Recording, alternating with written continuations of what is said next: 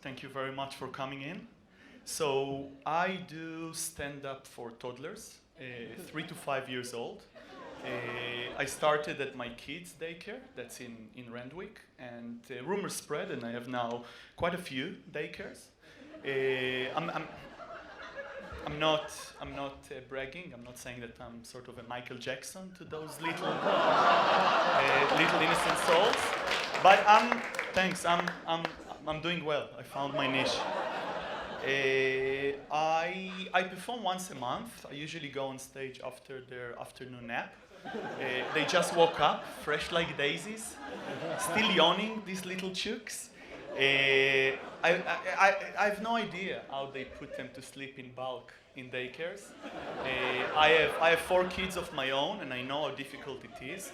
But I reckon I figured it out. And to all of you parents out there, check your daycares, because I reckon they lower the oxygen. That will do the trick, sure.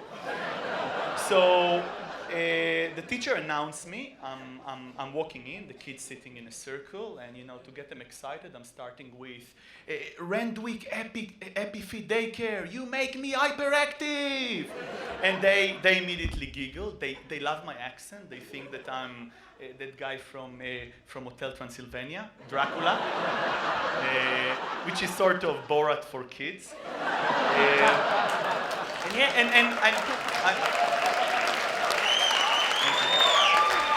And I see that they like it, so I continue to do my accent because I'm good at that. And they're just waiting to hear what I'll say next, pretty much like kind of you guys now. And it's very important because I only have like 9 to 10 minutes of their attention span. Think about it like kind of like a TED Talk, or as we call it in the daycare showbiz, a Teddy Talk.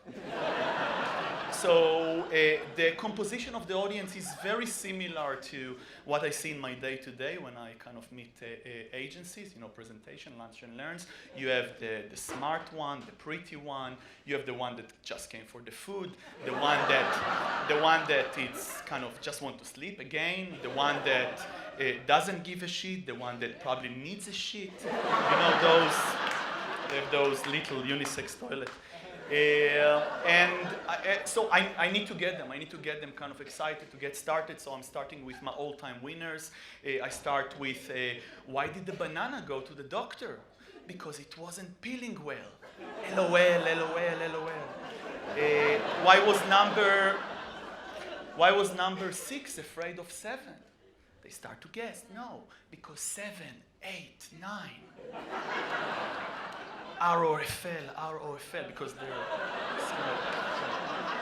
Then I throw a few for the teachers. Poor teachers, finally they have like 10 minutes of a bit of quiet time from those crazy kids. So I look at one of them, hey you, how do you call a fish without an eye? Fish. A bit of a wink.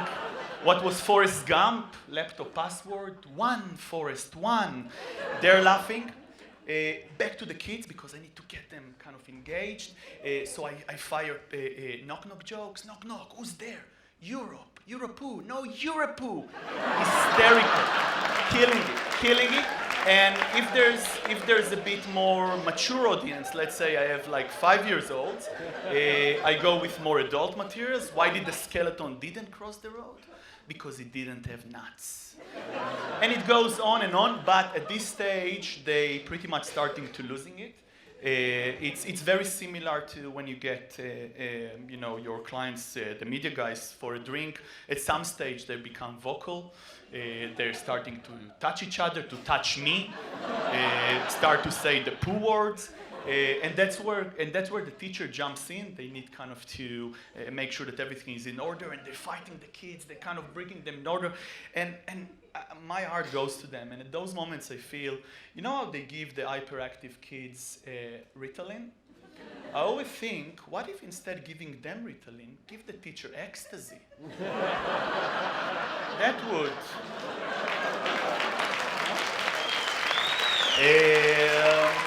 So everybody's coming back, and then it's the Q&A session, sorry.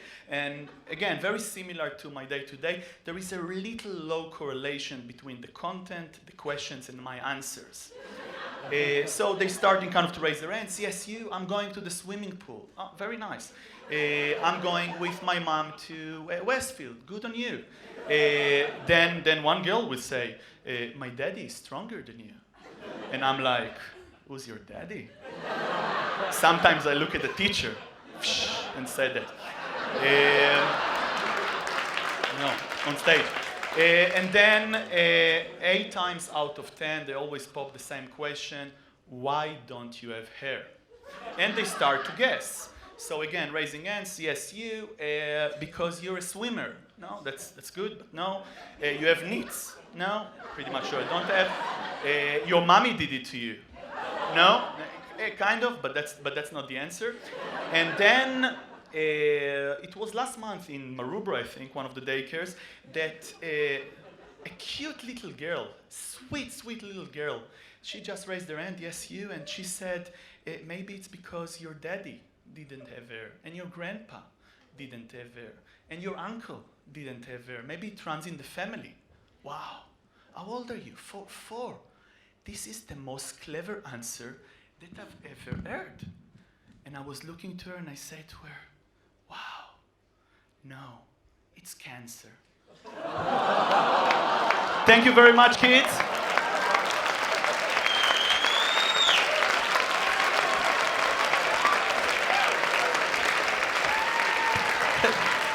Yoav Tourel, everybody.